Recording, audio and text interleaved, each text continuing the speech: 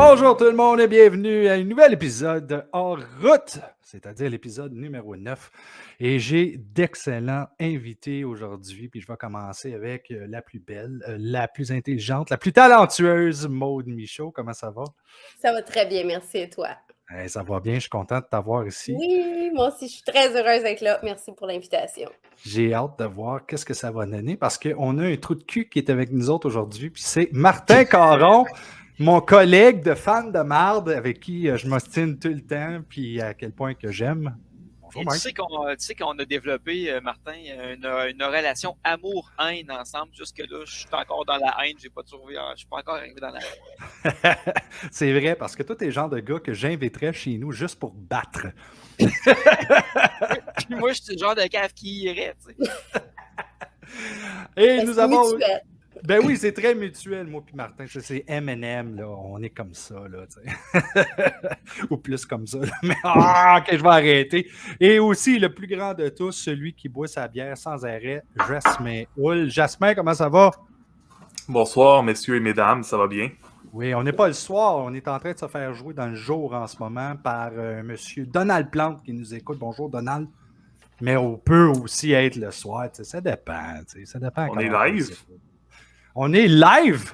Non, tu ne voudrais pas être live.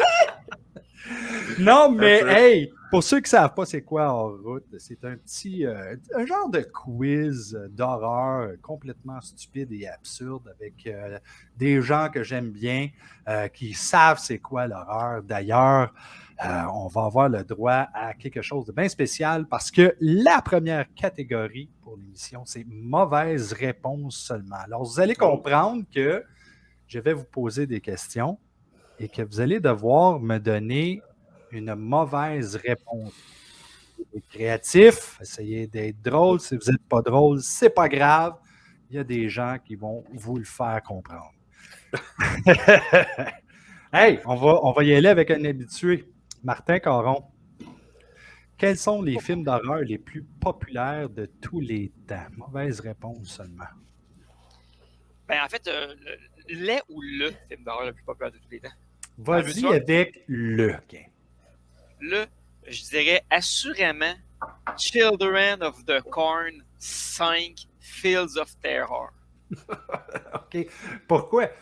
Ben, écoute, tout le monde connaît la saga Children of the Corn basée sur l'œuvre de Stephen King. Et dans tout le monde qui connaît ça, l'épisode 5, c'est comme le préféré de tout le monde parce qu'il y a Eva Mendes qui joue là-dedans et elle est super belle. Ouais. Bonne réponse, Martin. On va y aller avec Jasmin. Jasmin. Je suis stressé, là. Quels sont les éléments communs aux films d'horreur qui les rendent effrayants? Les éléments, là, les éléments communs dans les films d'horreur qui les rendent effrayants. OK? Une bonne réponse serait, mettons, des démons. OK? Vas-y avec une mauvaise réponse. OK. Pas les démons. J'ai besoin de savoir quelque chose pareil. Les rires en canne. Les rires en canne? Ben oui, c'est non, c'est pas pire, ouais. La salle est d'accord avec toi. Il y en a partout. Tu y penseras pour l'autre, par exemple. Parce que oui, merci. Maude, qui est le réalisateur de Psychose, l'un des films d'horreur les plus célèbres de tous les temps? Ah, ben c'est facile, Sam Raimi, voyons. Sam Raimi? Ben oui. OK, comment il a réalisé ça? Ben, il a été dans un motel, puis avec sa gang de chums, puis il n'y avait pas assez d'argent, fait qu'ils ont fallu qu'il shoote en pellicule noir et blanc, tu sais, puis ça a bien tourné, puis il s'attendait pas, puis ben, c'est à cause de ça. Après, il a pu faire Evil Dead, puis voilà, il est maintenant la personne qu'on connaît. Bonne réponse, merci beaucoup. Hein? On donne une bonne petite main d'applaudissement. OK, on retourne avec Martin Caron. Martin, quel est le plus ancien film d'horreur connu? C'est The Ring. The Ring. Absolument, tout à fait, oui. Ouais. OK. Parce que tu savais que c'est les Japonais qui ont inventé le cinéma d'horreur en 2001, à peu près, dans ces eaux-là. Parce qu'avant ça, en fait, c'était pas vraiment des films d'horreur. On appelait ça des drames fantastiques. Puis en 2001, quand Hideo Nakata a sorti The Ring, ben, on s'est mis à trouver que finalement, hein, on devrait peut-être appeler ça des films d'horreur à la place. Très bon, Marc. Félicitations. C'est une autre bonne réponse. Je te donne un 5 morceaux de robots là-dessus, mais des robots de Chopping Mall, pas n'importe quel robot. On va y aller avec Maude cette fois-ci. Maude, quel acteur ou actrice est considéré comme la star du genre horrifique? C'est facile. Écoute, Harry Styles, là, il vient juste de le trouver avec Don't Worry Darling. Je m'excuse, là, mais écoute, la révélation. Ça y est, c'est le Scream King est né. Voilà. I rest my case. C'est bon. Jasmin, quels sont les différents genres de films d'horreur? T'as la comédie? Non. Les différents genres, je sais pas. Moi, t'as les films de gardiennes, hein? Puis t'as les films de la vaisselle. C'est bon. On t'encourage fort. Faut continuer dans la lignée. Martin Caron, quels sont les effets utilisés dans les films d'horreur pour créer une atmosphère effrayante? Ben, c'est la comédie musicale, en fait. Parce que, en fait, c'est très simple. Moi le monde qui chante, qui danse, là, ça m'effraie. Je trouve ça absolument épouvantable. Fait qu'à chaque fois qu'un film veut me faire peur, plug un numéro avec une femme qui danse avec ses enfants, en chantant la mélodie du bonheur, je vais mourir dans ma télé. OK, pas pire. C'est très, très modeste comme applaudissement ici. Ouais, c'est ça. Jasmin, on revient à toi. Quels sont les films les plus vraiment... Il est out déjà. Round one. Quels sont les films d'horreur les plus remarquables de ces dernières années? De ces dernières années, c'est Attack of the Killer Tomatoes, voyons. Bonne réponse. C'est un classique. Tout un classique. Du 21e siècle. Oui, je suis d'accord. Peut-être pas la foule, mais OK, on va y aller pareil avec quelque chose d'autre. Maude, oui. Qu'est-ce qui fait qu'un film d'horreur est considéré comme réussi ou raté par les critiques? C'est une bonne chose, une bonne question, ça, une bonne petite colle. Par les critiques, hein? Oui. Ben moi, je pense que... Écoute, si des critiques... Hey, je sais vraiment pas, je peux-tu taper out? Tu peux taper out, effectivement. C'est une mauvaise réponse, par exemple. On l'aurait fait encore. Ouais, quand même un petit peu de monde qui encourage quand même. Hey, merci tout le monde pour cette première catégorie, mauvaise réponse seulement. Maintenant, on va y aller avec un petit peu plus gros. Et on va y aller avec une catégorie qui s'appelle « Explique-moi ça tout croche ».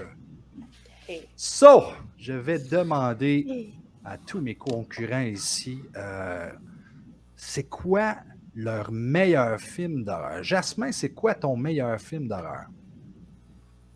Brain Dead. Brain Dead. Peter Jackson, oui.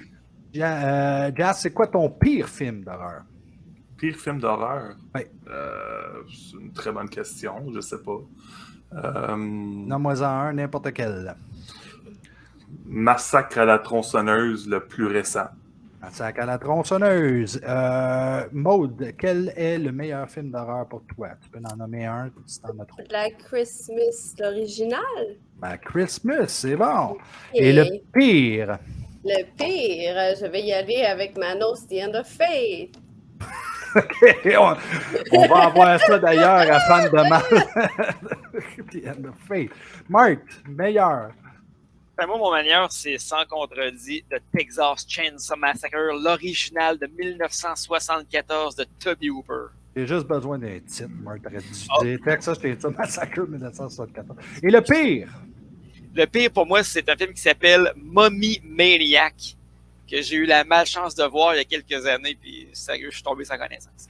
D'accord, merci beaucoup. Alors, on commence avec Martin Caron. Bravo, Martin. Toi, le monde qui va devant toi quand tu vas expliquer en 1 minute pourquoi que Texas Chainsaw Massacre 1974 est le pire film de tous les temps.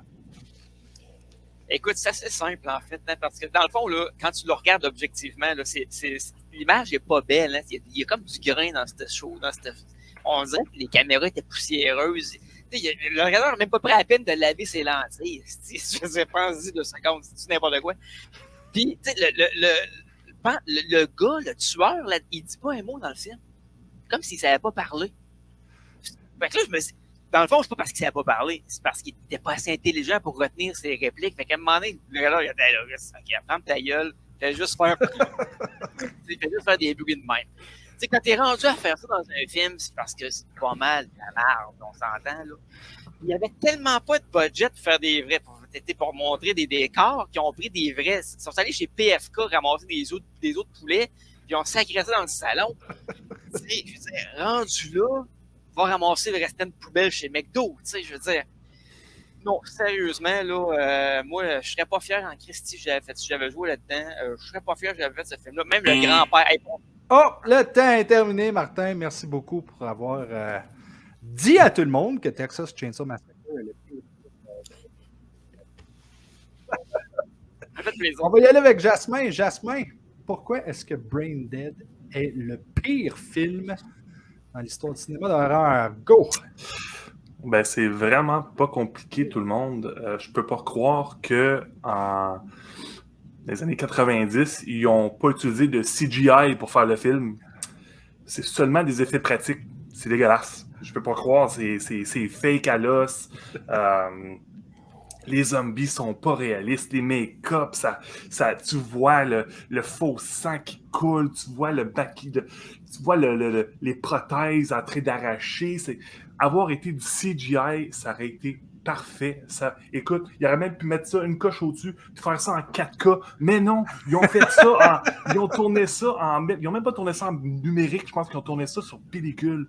C'était écoute, niveau effets spéciaux, de la grosse boîte, niveau qualité visuelle, de la grosse boîte. J'ai rien d'autre de plus à dire que ça. C'était de la grosse boîte. C'est beau! Bravo, bravo. Écoute, il y en a un qui est pas content là-bas. C'est toujours du monde qui chiale, je sais pas pourquoi. On va y aller avec maintenant Maude. Maude, tu as mentionné tantôt que Black Christmas était le pire film de tous les temps dans l'horreur. Mais non, tu n'as pas dit ça, mais il faut que tu le dises quand même pourquoi que c'est le pire. Ben, tu sais, un peu le même problème que Texas Chainsaw Massacre. Tu sais, la qualité de l'image est vraiment pas belle. Tu sais, c'est vieux, puis c'est lent, tu sais, il n'y a pas grand, tu sais, t'entends tout le temps le vent, c'est... Puis, tu sais, c'est comme s'ils voulaient faire de l'ambiance, mais tu sais, ça fait juste, genre, t'as juste du bruit, puis t'entends des respires, puis tu fais juste entendre...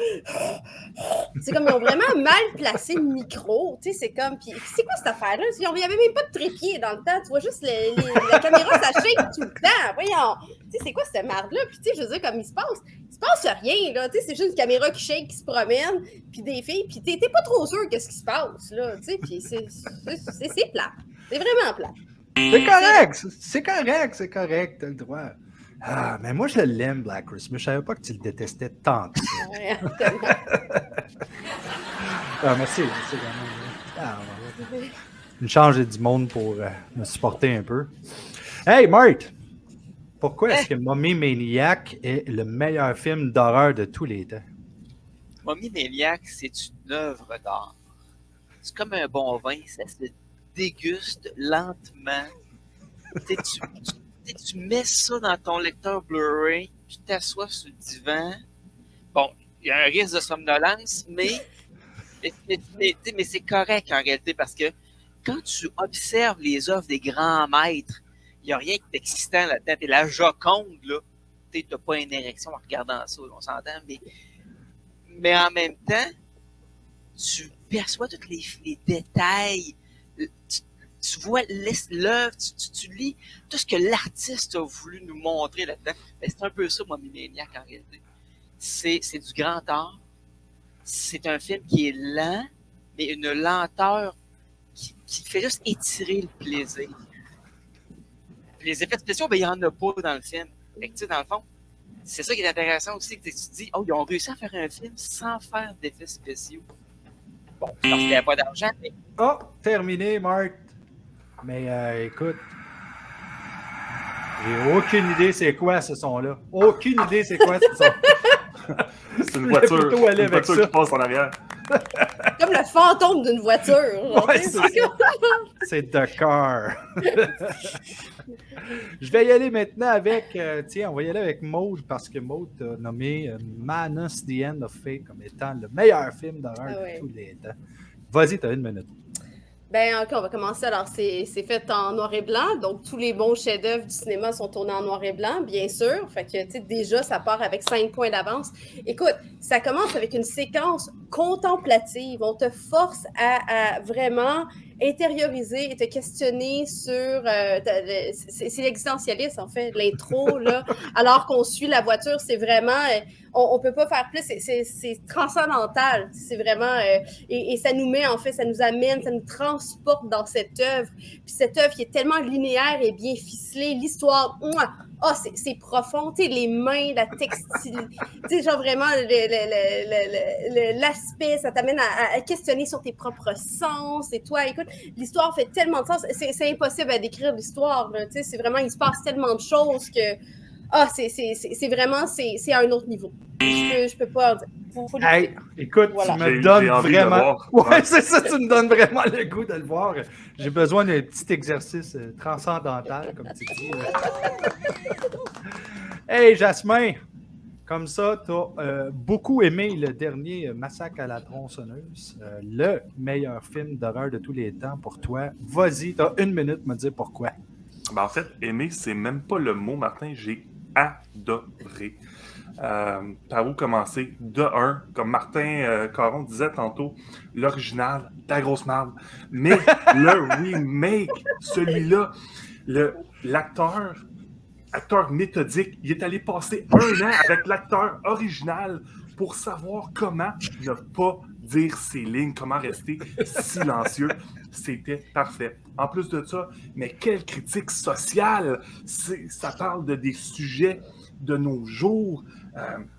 Ça parle des milléniaux. On se sent vraiment interpellé par ce film. Et moi, c'est venu me parler. Je veux dire, je ne pouvais pas demander mieux pour un film. C'est ça. C'est tout! Ah, my God! Moi, pour quelqu'un qui aimait vraiment le film, j'aurais pensé que tu avais plus de choses à dire. Mais c'est correct. Bravo. Hey! Si j'avais des points à donner, je les donnerais à Maude Michaud parce que Maude m'a convaincu de voir Manus The End of Fate. Et c'est sûr que moi et Martin, on va se taper ça bientôt dans une émission de fans de mal. Hein, Marc? Qu'est-ce que t'en penses? C'est pas fait. Je te disais qu'on regarde ça. Ben oui, mais là, les gens sont pas trop contents. Sauf peut-être qu'on n'aura pas la chance. Comment on l'achève? Comment on l'achève? C'est la dernière catégorie de l'épisode numéro 9 de Hors Route. Et voilà ce qui va se passer. En 1 minute, vous devez me dire comment vaincre le personnage dont je vais vous nommer dans un film d'horreur. OK? La stratégie de victoire doit être différente de celle utilisée dans les films originaux. OK? Donc, en 1 minute, Marthe, tu dois me dire comment on peut en finir une fois pour toutes avec Jason Voorhees. Jason Voorhees, c'est un gars de bois. C'est un homme qui aime le plein air. Moi, je pense, puis il a fait une incursion un jour à Manhattan, puis ça a mal été. Mais en réalité, moi, je pense que la meilleure façon de se débarrasser de Jason Voorhees, c'est de le rendre un emo urbain. Fait que toi, tu parles avec des langages genre dude, puis là, tu fais comprendre que ce qu'il fait, c'est pas fin. Il tue juste surtout des. En fait, dans les films, il tue surtout des blancs. Il est pas inclusif. il garde toujours les femmes pour la fin. Il manque de diversité dans ses finales, dans ses victimes finales. Fait qu'en faisant prendre conscience qu'il ne vit pas dans un monde post-moderne, ça devrait le lâcher. Ben, peut-être que ça marcherait. Oui, bravo. Maude, Yes. comment est-ce que tu en finirais une fois pour toutes avec Freddy Krueger? Moi, je l'aime, Freddy. Je veux pas en finir avec lui. C'est mon préféré. Bon, comment en finir avec Freddy Krueger? Ben moi, je pense que c'est quelqu'un qui hante les rêves, tout ça, mais moi, je me dis peut-être qu'il hante les rêves parce que lui, il rêve jamais. Tu sais, il dort pas, là, si tu y penses. Les gens dorment, il est dans leur rêve. Quand est-ce que Freddy dort, tu sais? Fait que moi, je pense qu'il donner des bons petits suppléments de mélatonine, tu sais, ça l'aiderait peut-être, tu sais, comme vraiment l'aider, puis l'encourager à faire de la méditation, tu sais, pleine conscience, vraiment, tu sais, pour sommeil profond, puis vraiment l'aider, tu sais. Je pense que Freddy, là, en réalité, il n'est pas bien méchant, tu sais. Mais il a juste besoin de dormir, tu sais, dormir une couple de bonnes nuits, là, tu sais. Puis je pense que, ouais, un bon petit sommeil réparateur, là, puis une bonne petite cure de sommeil, puis écoute, c'est un nouvel homme. Voilà. Bonne réponse! Écoutez, la foule est en délire. Hey, Jasmin. Oui. Comment tu en finirais une fois pour toutes avec Chucky? Avec Chucky, c'est une bonne question. Chucky étant une poupée. Moi, je pense que Chucky, à prime abord, faisait partie de l'univers de Toy Story. Puis, c'est un jouet délaissé. Il y a un enfant qui avait un Good Guy doll un jour, et cet enfant a vieilli. Et malheureusement, au lieu de donner le jouet à un autre enfant et ainsi de suite, garder la ligne de jouets, là, malheureusement, Chucky s'est fait mettre au vidange. Alors, je crois qu'on a besoin que Chucky retrouve son cœur, son enfant intérieur, et on l'amène dans une belle famille, on l'amène dans un centre pour enfants abandonné peut-être, et où un enfant abandonné pourrait retrouver une poupée abandonnée, et ce serait des retrouvailles. Ah! Terminé!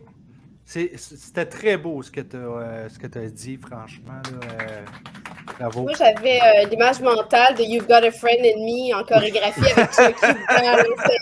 C'est nickel, là, top, là, vraiment. Là. Ouais. Mais je veux juste mentionner, par exemple, que dans Child's Play 1, quand Chucky a retrouvé son cœur d'enfant, ça n'a pas bien été. C'est fait anéantir de coups de gun. Écoutez, c'est déjà la fin, mais avant qu'on termine cette émission-là, j'ai besoin que vous fassiez quelque chose de particulier. Maude, tu vas me faire un cri de détresse comme si tu étais Carrie. Quand est-ce qu'elle crie, Carrie? Carrie, elle crie jamais, mais c'est pour Non, ça que je veux ça. l'entendre. OK.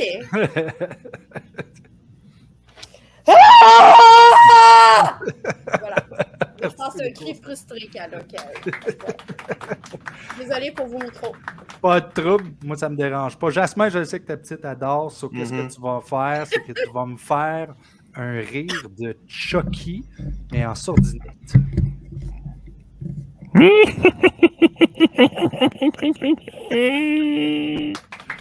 C'est Chucky ASMR.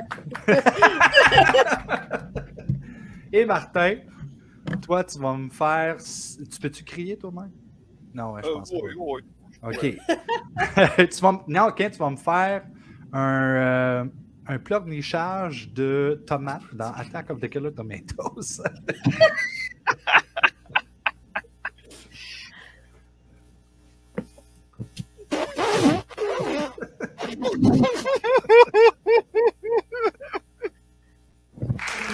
Oh, regarde, ouais. Si j'avais à donner des points, cette fois-ci, je les donnerais à Jas parce que j'ai vraiment aimé son petit rire. Là. Ah, de Chucky, tu serais bon pour jouer un petit Chucky. Hey, Maude, Jasmin, Marc, merci beaucoup d'avoir participé à cette émission-là. Et j'espère J'espère qu'on va se revoir Merci. bientôt. Oui. Bye!